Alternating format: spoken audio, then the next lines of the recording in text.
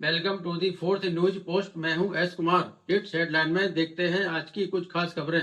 देश में हो रही परिवहन हड़ताल का आज दूसरा दिन है। देश भर के कई शहरों में पेट्रोल और डीजल की आपूर्ति की कमी हो रही है। पेट्रोल पंप के बाहर वाहनों की कतारें लगी हुई हैं। अगर यह हड़ताल कुछ और दिन तक जारी रहती है तो दैनिक उपयोग में आने वाले कुछ सामान जैसे सब्जी गेहूं की भी आपूर्ति कम होने की संभावना है। ऐसे में इन जरूरी सामानों की कालाबाजारी होने की संभावना भी है, जिससे कीमत भी बढ़ सकती है। संसद से अभी फिलहाल पास किए गए भारतीय न्याय संहिता के तहत हिट एंड रन मामलों के लिए सख्त जेल और जुर्माना नियमों के विरोध में ट्रक, बस और टैंकर चालक इस हड़ताल पर हैं।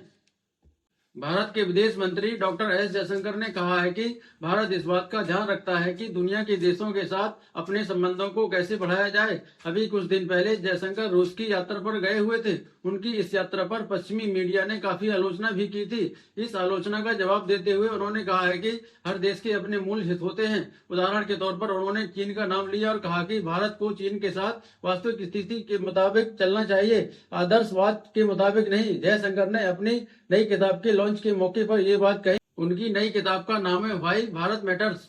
छत्तीसगढ़ के बस्तर क्षेत्र में बीजापुर जिले के जंगलों में बीते सोमवार को माओवादियों और सुरक्षा बलों के बीच हुई मुठभेड़ में एक 6 महीने की बच्ची की मौत हो गई है और उसकी मां गोली लगने से घायल हो गई है। आपको बता दें कि माओवादियों के साथ पिछले 2 महीनों में सुरक्षा बलों की कई वारदातें हो चुकी हैं। केंद्र सरकार ने मंगलवार को कहा, एक महिला कर्मचारी का अगर उसके पति के साथ वैवाहिक झगड़ा चल रहा है तो वह अपने पति के बजाय अपने बच्चों को पारिवारिक पेंशन के लिए नामांकित कर सकती है। दरअसल यदि किसी मृत सरकारी कर्मचारी या पेंशन भोगी के जीवित पति या पत्नी है तो पारिवारिक पेंशन सबसे पहले पति या पत्नी को दी जाती है। पेंशन और पेंशन भोगी कल्याण विभाग ने अब नियमों में संशोधन किया है और एक महिला कर्मचारी को पारिवारिक पेंशन के लिए अपने पति की जगह अपने बच्चों को नामांकित करने की अनुमति है। इलेक्ट्रॉनिक वोटिंग मशीन पर इंडिया गुट द्वारा उठाई गई चिंताओं पर चुनाव आयोग द्वारा प्रतिक्रिया दी जाने के बाद कांग्रेस नेता जयराम रमेश ने कहा है कि अभी चिंताओं का समाधान नहीं हुआ है। उन्होंने चुनाव आयोग के सदस्यों के साथ बैठक का आग्रह किया। जयराम रमेश ने मुख्य चुनाव आयुक्त राजीव कुमार को एक पत्र लिखा, जिस पर उन्होंने वीवीपैट या मतदाता सत्यापित पेपर ऑडिट ट्रेल की पर्ची के उपयोग पर अपने सुझाव देने के लिए चुनाव आयोग से मिलने के लिए कहा। सरकार ने सोमवार को पाकिस्तान की जेल में बंद भारतीय नागरिक कैदियों की शीघ्र रिहाई का आह्वान किया है। इसके साथ ही पाकिस्तान की हिरासत से लापता हुए भारतीय रक्षा कर्मियों और मछुआरों को भी वापस लाने की मांग की है।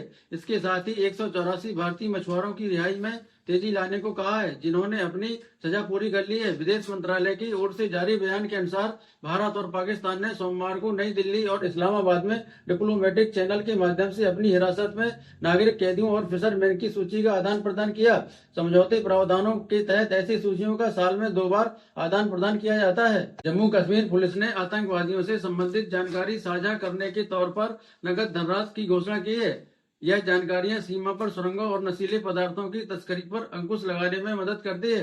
पुलिस के मुताबिक वह ऐसी जानकारियां देने वाले किसी भी व्यक्ति को 1 लाख से 12.5 लाख रुपए के बीच इनाम देंगे।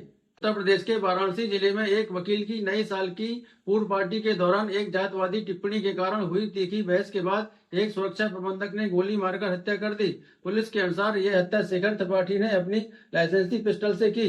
पुलिस ने यह भी कहा कि जातवादी टिप्पणी से हत्या करने वाला व्यक्ति आहत हो गया और उसने इस घटना को अंजाम दिया।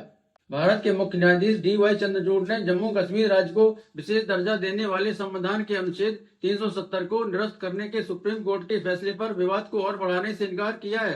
उन्होंने कहा है कि न्यायाधीश किसी मामले का फैसला संविधान और कानून के अनुसार करते हैं। ये बातें उन्होंने PTI को दिए एक साक्षात्कार में कही।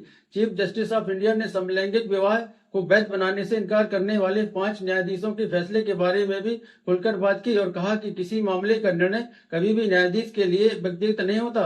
लेकिन उन्होंने इस बात को भी स्वीकार किया कि समलैंगिक जोड़ों ने अपने अधिकारों की लड़ाई के लिए लंबी और कठिन लड़ाई की है। 17 अक्टूबर को सुप्रीम कोर्ट की 5 न्यायाधीशों की पीठ ने समलैंगिक विवाह को कानूनी मान्यता देने से इनकार कर दिया था, लेकिन समलैंगिक लोगों के लिए समान अधिकारों और उनकी सुरक्षा को मान्यता दी गई थी। आंकड़ों के अनुसार दिसंबर में सकल वस्तु एवं सेवा कर संग्रह घटकर 3 महीने के निचले स्तर 1.64 लाख करोड़ रुपए पर आ गया। आयात कम होने की वजह से यह संभावना है कि GST राजस्व में गिरावट हुई है। पिछले 3 महीनों में GST संग्रह में वृद्धि की गति भी सबसे धीमी रही। आप देख रहे थे द फोर्थ न्यूज पोस्ट। बहुत बहुत शुक्रिया।